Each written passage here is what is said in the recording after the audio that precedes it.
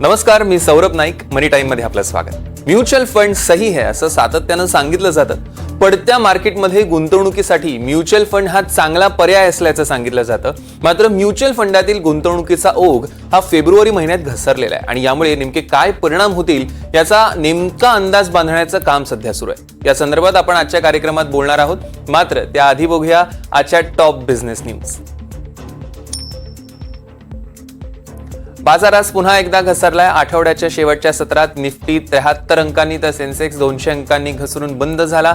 Mid cap आणि small cap क्षेत्रातील कंपन्यांमध्ये विक्रीचा जोर होता. तर आज सलग दुसऱ्या दिवशी बाजारात आयटी कंपन्यांच्या शेअर्सवर विक्रीचा दबाव होता. बड्या आयटी कंपन्यांचे शेअर्स घसरण्याचा आजचा दुसरा दिवस. विप्रोचा शेअर आज 1.5% घसरलाय. बाजाराच्या पडझडीत अनेक चांगल्या कंपन्यांच्या शेअर्सच्या किमती मोठ्या प्रमाणात घसरल्यात. अशा कंपन्यांमध्ये कोल इंडियाचाही समावेश आहे. आता या कंपनीचा शेअर आकर्षक किमतीला उपलब्ध झालाय असं मोतीलाल ओसवालनं म्हटलंय. ऑप्शन ट्रेडिंग करण्याआधी आता तुम्हाला त्याचं ज्ञान आहे की नाही याची तपासणी होण्याची शक्यता आहे आणि याविषयीचा प्रस्ताव येत्या काही दिवसात सेबीच्या मार्केट कमिटीच्या विचाराधीन येणार असल्याची एनडीटीव्ही प्रॉफिटला माहिती मिळाली आहे. छोट्या गुंतवणूकदारांना एफएनओ मार्केटपासून परावृत्त करण्याचा हा आणखी एक प्रयत्न असेल. मक्वायरी या आंतरराष्ट्रीय ब्रोकरेज फर्मनं अदानी ग्रीन एनर्जीला आउट परफॉर्मरचं रेटिंग दिलंय. बाजारातील पडझड आणि कंपनीच्या भविष्यातील नफ्याचा विचार केल्यास अदानी ग्रीन उत्तम परतावा देईल असा मक्वायरीचा अंदाज आहे. जानेवारीमध्ये महागाईचा दर 4.31% एवढा होता. त्यानंतर फेब्रुवारीमध्ये हा दर 3.61% घसरलाय. हा 7 महिन्यातील निच्चांकी पातळीवर आहे. तर महागाईचा दर आता 4% खाली आलाय. नजीकच्या भविष्यात हा दर आणखी खाली येण्याची शक्यता आहे. रिझर्व्ह बँकेनं निर्धारित केलेल्या 4% मर्यादेपेक्षा हा दर खाली आहे आणि म्हणूनच येत्या काळात व्याजाच्या दरात कपात करणं रिझर्व्ह बँकेला सोपं होणार आहे. ट्रम्फीनं कालच जारी केलेल्या डेटानुसार एसआयपीच्या ओघात आता घट झालेली आहे. सामान्य गुंतवणूकदार हा बाजारापासून दूर जातोय. पारंपरिक म्युच्युअल फंडातील म्हणजेच large cap, mid cap, small cap फंडातील गुंतवणूक ही शहरी मध्यमवर्गीय कुटुंबाच्या रोजच्या जीवनाचा भाग बनत चालली आणि त्यामुळेच वर्तमानाचं भान राखणं हे क्रमप्राप्त बनलंय. गेल्या वर्षी आणि त्या आधीच्या वर्षी थीमॅटिक फंड आणि मिड आणि स्मॉल कॅप खूपच चर्चेत होते आणि असाच एक थोडा वेगळा प्रकार सध्या चर्चेत आहे. त्याचं नाव आहे स्मार्ट बीटा फंड. या स्मार्ट बीटा फंडाविषयी बोलण्यासाठी आज आपल्यासोबत जोडल्या गेल्या आहेत तर सेबी नोंदणीकृत गुंतवणूक सल्लागार प्रीती झेंडे. प्रीती मॅडम, तुमचं मनी टाइम मध्ये स्वागत आहे. प्रीती मॅडम, हे स्मार्ट बीटा फंड नेमकं काय प्रकरण काय? सौरभ, तुम्हाला आणि मनी टाइमच्या आपल्या सगळ्या प्रेक्षकांना होळीच्या खूप खूप शुभेच्छा. मी त्यांना एक सांगू इच्छिते की तुमचा पोर्टफोलिओचा रंग हिरवा असो किंवा लाल, याचा आज आणि उद्या विचार न करता तुमची होळी अगदी मनापासून एन्जॉय करा आणि की आयुष्यात तेही महत्वाचं आहे. करेक्ट. आता जसं तुम्ही विचारलं की स्मार्ट बीटा हा काय प्रकार आहे, राईट. बघा, स्मार्ट बीटा हा एक तशा पद्धतीने आपल्या सामान्य गुंतवणूकदारांसाठी एक नवीनच कन्सेप्ट आहे. आता जसे तुम्ही हे शो करता त्याच्यानुसार आपल्या प्रेक्षकांना 2 गोष्टी एक माहिती असतील की म्युच्युअल फंडामध्ये एक असतं पॅसिव्ह इन्व्हेस्टमेंट आणि एक असतं ऍक्टिव्ह इन्व्हेस्टमेंट. पॅसिव्ह इन्व्हेस्टमेंट म्हणजे काय असतं की तुमचं जे इंडेक्स असतं किंवा निर्देशांक असतात त्याच्यावर बेस्ड एक म्युच्युअल फंड असतो. त्याच्यामध्ये तुम्हाला कुठलंही प्रकारचं म्हणजे काही वेगळ्या गोष्टी करायची गरज नाही. जसा तुमचा इंडेक्स असतो तशा पद्धतीने तुम्हाला त्याच्यामध्ये गुंतवणूक होत असते मार्केट कॅपिटलायझेशनच्या नुसार. आणि ऍक्टिव्ह फंड म्हणजे काय की तुमचा फंड मॅनेजर जो असतो तो हा वेगवेगळ्या प्रकारे कॉल्स घेत असतो की आपले पैसे कुठे गुंतवावे.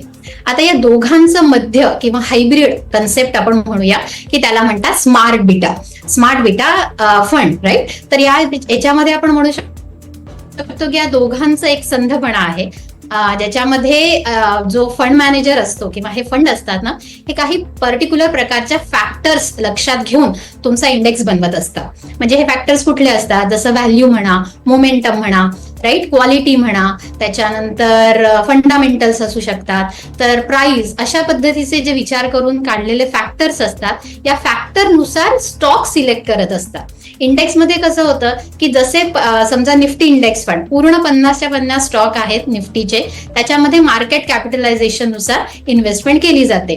पण इथे स्मार्ट बीटामध्ये फंड मॅनेजर काय म्हणेल की या 50 पैकी मी फक्त 20च फंड असे निवडतो की ज्याच्यामध्ये मला एक वेगळ्या प्रकारचं फॅक्टर इन करायचंय. म्हणजे मी असेच शेअर निवडेल की ज्याच्यामध्ये माझं मुवमेंटम जर मला बघायचंय. मुवमेंटम म्हणजे काय की कशा प्रकारे आता जे या मार्केटमध्ये 2-3 वर्षापासून असे कुठले स्टॉक आहे की ज्यांनी चांगला परतावा दिला, असेच जे स्टॉक आहेत ते या इंडेक्समध्ये असतात. म्हणजे एक प्रकारचं आपण जसं म्हणतो की एक प्रकारचं वेगळेपण या इंडेक्स फंडमध्ये तुम्हाला दिसून येतं.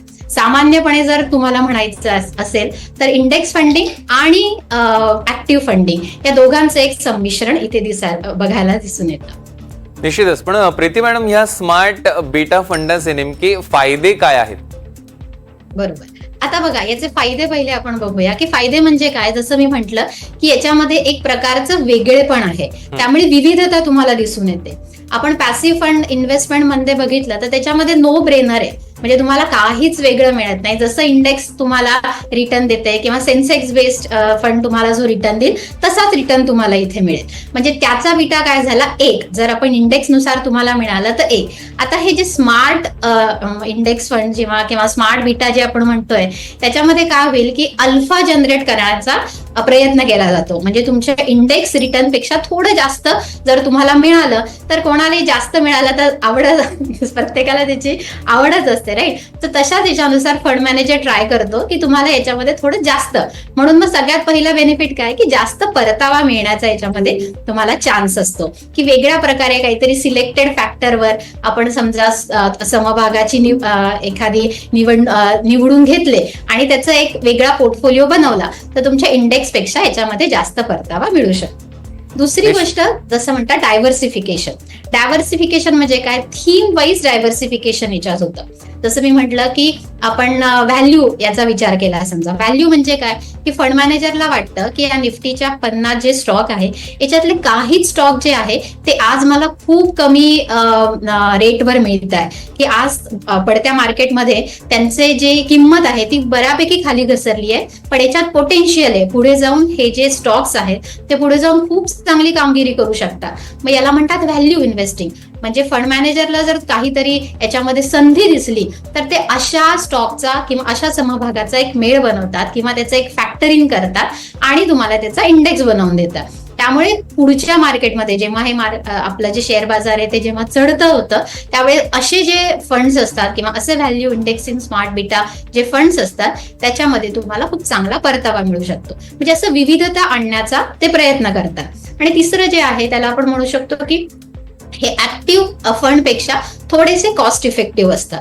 कारण की जसं मी म्हटलं की पूर्णच्या पूर्ण फंड मॅनेजर याच्यामध्ये वेगळेपण किंवा त्याचे स्वतःचे वेगवेगळ्या सेक्टरमध्ये किंवा वेगवेगळ्या प्रकाराच्या म्युच्युअल फंडामध्ये तो वावरत नाही आहे. त्याच इंडेक्स मधून थोडंसं चांगलं कसं काढता येईल किंवा थोडंसं वेगळा प्रकार कसा देता येईल याचा विचार करतो. त्यामुळे आपण असं म्हणू शकतो की परतावा जास्त मिळू शकतो, एक विविधता, एक डायव्हर्सिफिकेशन असतं ते तुमच्या पोर्टफोलिओमध्ये येतं आणि कॉस्टमध्ये थोडीशी तुम्हाला एक सेव्ह करता येतं, पुढे जाऊन त्याचा खर्च तुम्हाला वाचवता येतो. तर अशा प्रकारे स्मार्ट बीटा इंडेक्स फंडचे हे फायदे आहेत. निश्चितच. आपण फायदे तर जाणून घेतलेत पण त्याच्यासोबत तोट्याकडे सुद्धा बघायला हवं. त्यामुळे स्मार्ट बीटा फंडाचे नेमके तोटे कोणते ते सांगू शकाल का? आता बघा, तोटे म्हणजे जे फायदे आहे ना त्यालाच आपण थोडं तोट्यांच्या पद्धतीने विचार केला तर आपल्याला कळेल, राईट. जेव्हा आपण म्हणतो की मला थोडंसं जास्त परतावा पाहिजे म्हणजे काय असतं की आपण थोडीशी वेगळ्या प्रकारची रिस्क घेतो, राईट. आता काय झालंय शेअर मार्केटमध्ये किंवा म्युच्युअल फंडाच्या ओव्हरऑल इंडस्ट्रीमध्ये की काहीतरी वेगळं काढायचं आणि त्याने आपल्या ग्राहकांना भुलवायचं. त्यामुळे काय होतं की असे वेगवेगळे फॅन्सी नावं दिले की आपल्याला वाटतं म्हणजे गुंतवणूकदारांना वाटतं की मी काहीतरी वेगळं घेतोय. पण ते वेगळं घेताना जर तुम्हाला त्याच्यामधली रिस्क कळाली नाही किंवा आता कुठल्या फॅक्टरच्या अंडर तुम्ही हे घेताय, जसं मी म्हटलं मोमेंटम म्हणजे याचा अर्थच जर तुम्हाला कळला नाही आणि तुम्ही फक्त त्या ETF मध्ये किंवा त्या म्युच्युअल फंडमध्ये जाऊन इन्व्हेस्टमेंट केलं तर असं असू शकतं की आज चालणारे जे म्युच्युअल फंड स्टॉक्स आहेत किंवा समभाग आहेत ते मे बी 2 वर्षांनी चालणार नाही. कारण की प्रत्येकाची सायकल असते. आजही तुम्ही बघितलं असेल की प्रत्येक बिअर रन नंतर किंवा म्हणजे जेव्हा मार्केट खाली घसरतं आणि जेव्हा वरती जातं तेव्हा त्याला वर नेणारे जे लीडर्स असतात म्हणजे जे समभाग असतात की जे त्याला वर घेऊन जातात ते प्रत्येक बुल रन नंतर बेअर रन नंतर वेगवेगळे असतात. म्हणजे पहिल्यांदा कधी कधी बँकिंगचे जे समभाग असतात ते ते चालत असल्यामुळे तुमचा इंडेक्स रिटर्न चांगला येतो किंवा तुमचा शेअर मार्केट वर जातो. कधी IT असतात राईट, कधी फार्मा असतात, कधी कन्झ्युमर्स ड्युरेबल्सच्या सेगमेंटमध्ये येणारे असतात. त्यामुळे आपल्याला सांगता येणार नाही की पुढच्या वेळेस मोमेंटम समजा ज्या फॅक्टरच्या फंडामध्ये समजा तुम्ही इन्व्हेस्टमेंट केली तर हेच फंड पुढे किंवा हेच स्टॉक पुढे जाऊन चांगली प्रगती करतील की नाही. त्यामुळे तुम्हाला याच्यामधली रिस्क सामान्य गुंतवणूकदारांना लगेचच कळून येत नाही. दुसरं असतं की खूप सारं डायव्हर्सिफिकेशन जे मी म्हटलं की तुम्हाला मिळू शकतं. त्या डायव्हर्सिफिकेशन सुद्धा कधी कधी आपल्याला त्याचा उलटा इफेक्ट दिसतो येतो की over diversification kills portfolio return असं म्हणतात. त्यामुळे जर तुम्हाला कळत नाही की मी काय इन्व्हेस्टमेंट केली आहे तर त्याचाही तुम्हाला नुकसान येऊ शकतो. तर ओव्हरऑल समजा तुमचा पोर्टफोलिओचा परतावा पाहिला तर तो कधीतरी कमी पण होऊ शकतो. तर हा याच्यामध्ये प्रॉब्लेम आहे. आणि तिसरा म्हणजे प्रॉब्लेम आहे की एखादा फॅक्टर समजा फंड मॅनेजरने ठरवलं तर त्या फॅक्टरनुसार सिलेक्शन दरवेळेस अगदी अचूक पद्धतीने करता येईल हे सांगता येत नाही. इंडेक्समध्ये जसं मी म्हटलं होतं की नो ब्रेनर आहे. मार्केट कॅपिटलायझेशन नुसार सिलेक्शन करतात समभागाचे आणि त्यानुसार तुम्हाला परतावा मिळत असतो. पण याच्यामध्ये वेगळ्या फॅक्टरचं दरवेळेस तसे फॅक्टर्स शोधून काढणं, तशा प्रकारचे स्टॉक शोधणं आणि तशा प्रकारचं ब्लेंडिंग करून तुम्हाला रिटर्न देणं हे कधी कधी जमत नाही. आणि मग त्यामुळे काय होतं की आपण जो विचार करून या फंडामध्ये पैसे टाकले आहे ना तर तो समजा परतावा तुम्हाला कदाचित मिळू पण शकणार नाही असं होतं. हे लॉंग टर्म मध्ये मी म्हणते. आणि की लॉंग टर्म मध्ये सतत हेच प्रकार करत राहणं कधी कधी फंड मॅनेजरचं स्किल आपण जे म्हणतो ना जितकं असतं तशा त्याच्या चुका पण याच्यामध्ये येतात. त्यामुळे तुमचा याच्यामधला जो परतावा आहे त्याच्यावर याचा उलट परिणाम होऊ शकतो. आणि शेवटी जसं म्हटलं की हे इंडेक्स फंड पेक्षा जसं कॉस्ट इफेक्टिव्हनेस ज्याच्यात आहे ते इंडेक्स फंडच्या कंपॅरिझन मध्ये आहे. समजा तुम्ही इंडेक्स फंडची तुलना केली ऍक्टिव्ह फंडची तुलना केली तर हे तुम्हाला स्वस्त वाटू शकतात कॉस्टमध्ये. पण जर इंडेक्स फंडची तुलना केली तरी याचे जे फंड मॅनेजमेंट चार्जेस असतात ते थोडे जास्त असतात. त्यामुळे जे फायदे आहेत तेच कधीतरी नुकसानीमध्ये पण याच्यामध्ये इन्क्लूड होऊ शकतात. त्यामुळे पूर्ण विचार करूनच याच्यात गुंतवणूक केलेली बरी. निश्चितच, म्हणजे तुम्ही ज्या पद्धतीने सांगितले फायदे किंवा तोटे त्याचा फार बारकाईनं अभ्यास असला पाहिजे हे यातनं कळतंय. आणि म्हणूनच मला विचारायचं की स्मार्ट बीटा फंडचा नेमका फंडा काय, म्हणजे ते कशा पद्धतीनं काम करतात? बरोबर. बघा काय होतं ना की जसं मी म्हटलं की सामान्य गुंतवणूकदारांना बेसिक कॅटेगरी म्युच्युअल फंडाची समजणंच खूप कठीण जातं. आणि आता हे असे काही वेगळे वर्ड झाले तर अजूनच आपला गोंधळ होतो. सगळ्यात पहिल्यांदा बीटा म्हणजे काय आपण बघूया. बीटा म्हणजे एखाद्या म्युच्युअल फंडाची जी रिस्क असते ती रिस्क घेण्याचं हे मोजमाप करण्याचं एक आहे. जसं स्टँडर्ड डेव्हिएशन किंवा बीटा म्हणजे अल्फा म्हणजे फायदा आपण एक मराठी समजा त्याला म्हटलं किंवा जास्त परतावा मिळताना किती रिस्क घेतली आहे याचा पण विचार करायला हवा. परतावा जसं आपण म्हणतो की तुम्ही जोखीम घेतली तर तुम्हाला जास्त परतावा मिळू शकतो. पण परतावा मिळू शकतो, मिळेलच याची गॅरंटी नसते. त्यामुळे जोखीम ही वरती तुम्हाला परतावा देऊ शकते किंवा निगेटिव्ह रिटर्न पण देऊ शकते. त्यामुळे हे बघणं फार महत्वाचं आहे. आता हे जो बीटा असतो ना हे प्रत्येक म्युच्युअल फंडामध्ये असतो. कारण की इक्विटीमध्ये इन्व्हेस्टमेंट केल्या तुमची जी रिस्क आहे ती चालू होते. आता स्मार्ट बीटाचा अर्थ काय होतो की हे जे इंडेक्स आहे ना याला थोडंसं तडका दिल्यासारखं आहे. म्हणजे याला थोडंसं स्टिरॉइड दिल्यासारखं आहे की मी अशा पद्धतीने काहीतरी वेगळं करेल की हा जो बीटा किंवा बीटा जो रिस्क आहे त्याला मी थोडं मॉडिफाय करतो सो दॅट ते मॉडिफिकेशन मला थोडं अजून जास्त परतावा देऊ शकेल.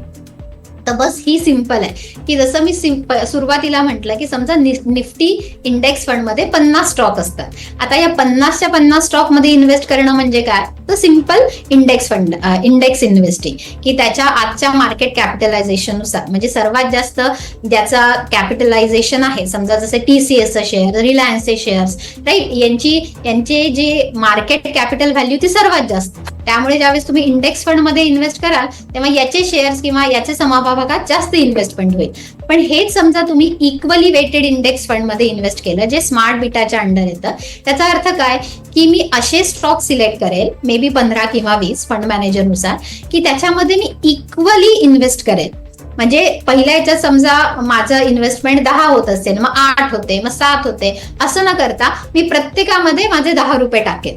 याने काय होतं की तुमच्या याच्यामध्ये काही लार्ज कॅप पण असतात, काही निफ्टीचे जे खालचे 50 स्टॉक असतात ते पण असतात. याला म्हणतात किंवा या पूर्ण 50 स्टॉक मध्ये ते सारखे सारखे पैसे टाकते. याला म्हणू शकतो आपण इक्वल वेटेड स्मार्ट बीटा. जसं मी दुसरं म्हटलं होतं की व्हॅल्यू किंवा क्वालिटी. आता एखाद्या वेळेस काय होतं की लो व्हॉलॅटिलिटी आणि क्वालिटी हा दोन कन्सेप्ट असतात. याच्यामध्ये फंड मॅनेजर काय म्हणतात की मी असेच स्टॉक निवडेल किंवा असेच समभाग निवडेल की ज्याच्यामध्ये जी कंपन्या आहेत त्यांनी वर्षानुवर्ष खूप चांगला परतावा दिलाय. म्हणजे खूप चांगला परतावा इन द सेन्स काय की खूप चांगली मॅनेजमेंट आहे त्यांनी खूप चांगली ग्रोथ दाखवली आहे, सस्टेनेबल परतावा दिलाय, राईट. त्यांचा जो बिझनेस आहे तो खूप काळापासून मार्केटमध्ये आहे आणि त्यांनी त्याच्यात हळूहळू ग्रोथ केली आहे, त्यांची मॅनेजमेंट चांगली आहे. म्हणजे याच्यावर आपण काय म्हणू शकता की चांगल्या कंपन्या ज्याच्यावर वर्षानुवर्ष ग्राहकांचा विश्वास आहे, त्यांचे प्रोडक्ट्स मार्केटमध्ये मिळतात, सर्व्हिसेस मार्केटमध्ये मिळतात. तर मग अशा याच्यामधले व्हॅल्यू फंड, याच्यामधले क्वालिटी च्या अंडर हा स्मार्ट बीटा येऊ शकतं. तसंच हे लो व्हॉलॅटिलिटीसाठी पण ऍप्लिकेबल होतं. लो व्हॉलॅटिलिटी म्हणजे काय, चांगल्या कंपनीचे लार्ज कॅप जे स्टॉक्स असतात, जे खूप दिवसांपासून मार्केटमध्ये ज्यांनी एक चांगला परतावा दिला आहे, डिसेंट आपण म्हणतो की एकदम जास्त नाही किंवा एकदम खाली पडत नाही, चढत्या मार्केटमध्ये पण ते एक मॉडरेट परतावा देतात, उतरत्या मार्केटमध्ये सुद्धा ते कमी पडतात. तर असं असलेल्यांना म्हणतात लो व्हॉलॅटिलिटी. असे वेगवेगळे प्रकार तुम्ही करू शकता. तर मेन असतं momentum, value, low volatility, right. त्याच्यानंतर जसं मी म्हटलं की एक फंडामेंटल्स की ज्यांचे फंडामेंटल खूप चांगले आहेत स्टॉकचे, तशा याच्यामध्ये मी इन्व्हेस्ट करेन. त्यामुळे हे जे सगळ्या गोष्टी असतात ना, हे सामान्य गुंतवणूकदारांना लगेच कळेल हे नाही आपण सांगू शकत. पण याचा जर तुम्ही अभ्यास केला, यात समजून घेतलं, तर मग मात्र हे जे वेगळेपण आहे हे तुम्ही ओळखू शकाल. आणि मग त्यात गुंतवणूक नेमकी कशी करावी स्मार्ट बीटा फंडात? बघा, सिलेक्शन हे परत जसं आपण म्हणतो की म्युच्युअल फंडाचं सिलेक्शन करताना सर्वात पहिल्यांदा विचारात घ्यायला पाहिजे की मी या याच्यामध्ये का इन्व्हेस्ट करतोय आणि याच्यामधनं मला पैसे कधी परत हवे आहेत. म्हणजे तेच तुमच्या कुठल्या आर्थिक उद्दिष्टांसाठी तुम्हाला गुंतवणूक करायची आहे. इक्विटी मधली गुंतवणूक, जसे सगळेच सल्लागार तुम्हाला सांगतात, सगळेच फायनान्स एक्सपर्ट सांगतात की कमीत कमी 7 वर्षांची जर तुमचं उद्दिष्ट असेल किंवा 7 वर्षांचा तुमचा होरायझन असेल इन्व्हेस्टमेंटचा, तरच इक्विटी म्युच्युअल फंडात इन्व्हेस्टमेंट करा. तर या याच्यामध्ये मी तेच म्हणेन की तुम्ही असं नका समजू की मी आज पैसे टाकले आणि 2 वर्षांनी याच्यातनं मला पैसे काढायचे आहे. कारण की आज यावेळेस जसं तुम्ही पाहिलं की गेल्या 5 ते 6 महिन्यापासून आपण आपल्या शेअर मार्केटमध्ये नेहमी पडझड बघतो आहे. कधी मार्केट वरती जातं, कधी खाली जातं. तर याला म्हणतात व्होलॅटिलिटी. त्यामुळे सांगता येत नाही की पुढे जाऊन आपल्याला कसा परतावा मिळेल. मग अशा याच्यामध्ये तुम्हाला बघणं महत्वाचं आहे की इक्विटी म्युच्युअल फंडात मी फक्त माझ्या दीर्घकालीन जे उद्दिष्ट आहे त्याच्याच मध्ये इन्व्हेस्टमेंट करेन. आता जसं मी म्हटलं की 2 प्रकार असतात, एक ऍक्टिव्ह म्युच्युअल फंड आहे, एक पॅसिव्ह इन्व्हेस्टमेंट आहे. या दोघांचं मेळ समजा तुम्हाला बघायचं आहे, तरीही तुम्हाला असा पण एक वेगळा प्रकार पाहिजे की जो मला बोरिंग म्हणत नाही मी याला, लोकांचं म्हणणं असतं की बोरिंग इंडेक्सिंग पेक्षा काहीतरी वेगळं मला देईल, राईट. तर याच्यामध्ये मग तुम्हाला विचार करायला हवा की मला कुठल्या प्रकारचं फॅक्टर इन करायचंय किंवा कुठल्या प्रकारचा घटक आहे ज्याच्यावर माझा विश्वास आहे. जसं मी एक गुंतवणूकदार आहे ज्याला बाजारातला उतार चढाव झाला तर याने माझे हार्टबीट्स वाढतात किंवा मला थोडा मनस्ताप होतो. मग अशा वेळेस मी काय करायला हवं, तर मी घ्यायला पाहिजे की ज्याच्यामध्ये गुड क्वालिटी किंवा जसं म्हटलं की लो व्हॉलॅटिलिटी जे फॅक्टर केलेले असतात, राईट, अशा ETFs किंवा म्युच्युअल फंडात, स्मार्ट बीटाच्या म्युच्युअल फंडात तुम्ही इन्व्हेस्टमेंट करू शकता. याच्यामध्ये तुम्हाला एक चांगल्या प्रकारचा हळूहळू दीर्घकालीन परतावा मिळत राहतो, पण तरी याच्यामध्ये रिस्क कमी असते. म्हणजे पडत्या मार्केटमध्ये याचे समभाग जे असतात ते कमी पडतात, त्यामुळे तुमच्या या म्युच्युअल फंडात NAV मध्ये पण कमी घसरण होते. दुसरे जे असतात ज्यांना व्हॅल्यू इन्व्हेस्टिंगवर भरोसा जर असेल की त्यांना असं वाटत असेल की आज जेव्हा मार्केट करेक्ट झालं आहे त्यावेळेस पुढे जाऊन असे थीम्स किंवा सेक्टर्स येतील ज्याच्यामध्ये तेजी येण्याची संभावना आहे आणि ते शेअर्स किंवा ते समभाग आज खूप कमी किमतीत मिळत असतील, तर मी हे व्हॅल्यू इन्व्हेस्टिंग मध्ये आज इन्व्हेस्ट केले किंवा आज त्याचे त्या म्युच्युअल फंडात गुंतवणूक केली, तर ज्या वेळेस म्हणजे व्हॅल्यू मध्ये हेही सांगता येत नाही, हे लक्षात घेणं फार गरजेचं आहे की फंड मॅनेजरने घेतलेला कॉल केव्हा ऍक्च्युली टर्न होईल. म्हणजे समजा त्याला वाटलं की आज हे सेक्टर चालेल किंवा आज हा समभाग चालेल, तर कधी कधी अंदाज चुकू शकतो. तर या अंदाजा बरोबर राहण्याची क्षमता तुमच्याकडे हवी. म्हणजे समजा 2 वर्षाचा कॉल असेल पण आज न झाला ते 2.5 वर्षाने झालं, 3 वर्षाने झालं, तर व्हॅल्यू इन्व्हेस्टिंग मध्ये तुम्हाला पेशन्स फार महत्वाचा असतो की जो डाव खेळला आहे तो कन्व्हर्ट व्हायला किंवा जिंकायला जेवढा वेळ लागेल तेवढं मी या फंडामध्ये राहू शकतो असं जर वाटत असेल तर तुम्ही व्हॅल्यू इन्व्हेस्टिंग कडे जाऊ शकता. मोमेंटम म्हणजे समजा विनिंग घोडा जो असतो ना, घोड्याच्या रेसमध्ये किंवा हॉर्स रेसमध्ये लोक काय करतात की जो 2 वर्षापासून जिंकणारा घोडा आहे त्याच्यावरच पैसे लावतात, कारण की त्यांना असं वाटतं की हा 3ऱ्या शर्यतीत पण 3ऱ्या वर्षाच्या शर्यतीत पण जिंकेल, राईट. तर अशा याच्यामध्ये ज्याला मोमेंटम ऑलरेडी आली आहे अशा प्रकारच्या समभागामध्ये समजा तुम्ही गुंतवणूक करायचं विचार करत असाल की आज जसं 2 वर्षापासून या समभागांनी खूप चांगला परतावा दिला आहे आणि हा जो स्मार्ट बेटा फंड आहे हा मोमेंटम बेस्ड आहे, तर मग मी या जिंकणाऱ्याच समभागांना जिंकणाऱ्याच शेअर्सवर माझे पैसे लावेल, तेव्हा मग तुम्ही मोमेंटम मध्ये इन्व्हेस्टमेंट करू शकता. तर मोमेंटम कोणाला ऍप्लिकेबल होतं की ज्याला ना खूप जास्त गुंतवणुकीचे चढ उतार दिसत नाही, त्याला वाटतं की चला आज चांगलं आहे ना मग उद्या पण होऊ शकतं. पण हे लक्षात घ्या की म्युच्युअल फंडाचे जे परफॉर्मन्स असतात ते पास्ट परफॉर्मन्स फ्युचरमध्येही तसेच रिप्लिकेट होतील किंवा तसेच दिसून येतील याची कुठलीही गॅरंटी नसते. त्यामुळे आज जे स्टॉक्स चढ्या मार्केटमध्ये चांगले चालत आहेत तेच पुढे पण चालतील याची कुठलीही गॅरंटी नाही. तरी एक मोमेंटम फंड प्रकारात जर तुमचा विश्वास असेल तर तुम्ही करू शकता. तर अशाच प्रकारे वेगवेगळे जे फंड आहे याला अभ्यासा, तुमच्यासाठी त्याच्यामधले रिस्क ओळखा आणि मग तुम्ही याच्यामध्ये गुंतवणूक करा.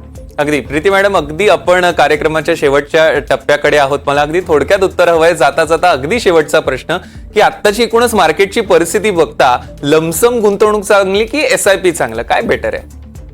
बघा, हे नेहमीच आहे. लमसम म्हणजे तुमच्याकडे जर पैसे असतील अतिरिक्त तर थोडे थोडे करून नक्कीच गुंतवा. SIP जे आहे ती तर तुम्ही चालूच ठेवा. कुठल्याही प्रकारचे SIP थांबवू नका. आता सुरुवातीला जसं तुम्ही रिपोर्ट सांगितला तर हा जो रिपोर्ट आहे हा खरंच बघून आमच्या सारख्या लोकांना वाईट वाटतं, कारण की हाच खूप चांगला काळ आहे. तुम्ही SIP मध्ये दीर्घ गुंतवणूक केली तर पुढे जाऊन तुम्हाला याचा नक्की फायदा होईल. निश्चितच प्रीती मॅडम, धन्यवाद. आपण मनी टाइम मध्ये सहभागी झालात आणि सगळ्या प्रेक्षकांना मार्गदर्शन केलं त्याबद्दल मनपूर्वक धन्यवाद. थँक्यू. आणि आपण घेतो एक छोटासा ब्रेक. कुठेही जाऊ नका, पाहत राहा NDTV मराठी.